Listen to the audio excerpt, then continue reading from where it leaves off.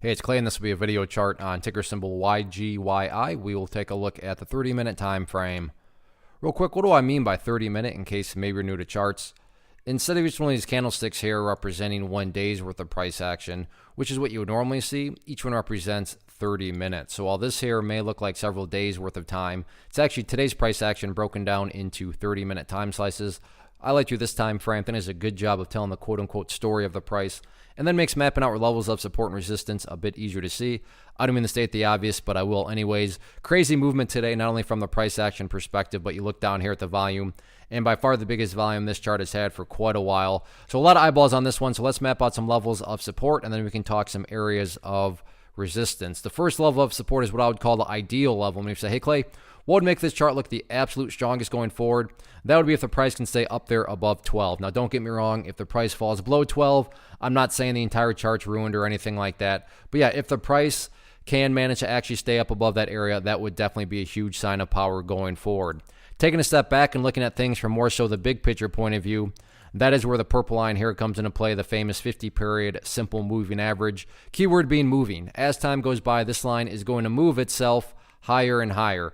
So from a very basic yet extremely efficient way of judging the health of the move, this right here being defined as quote-unquote the move, just watch that purple line. As long as the price can stay above that line, as the line itself moves higher and higher, then the bulls are in full health, the bulls are in full control. However you can best visualize that, that's what's being represented. Again, yeah, sure, staying above 12, that would be awesome, but big picture of it all, as long as the price is above that purple line, the bulls 100% own the chart. What about levels of resistance?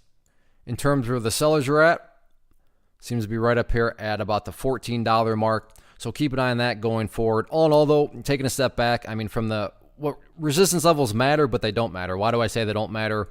Well, as long as the price keeps on doing what it's been doing, which is building higher bases, as you've seen here, and if you picture these as stair steps, then as time goes on, everything else will take care of itself, including breaking levels of resistance. So just focus on those healthy consolidations and building higher lows and sit back and let the trend do its thing. But great way to end the week. It'll be interesting to see how this one plays out next week. I know I'll be watching it.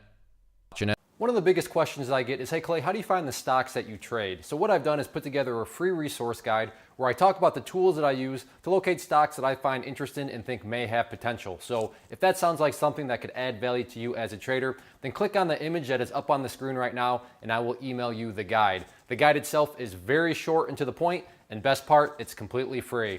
Thanks for watching the video. Let me know if you have any questions.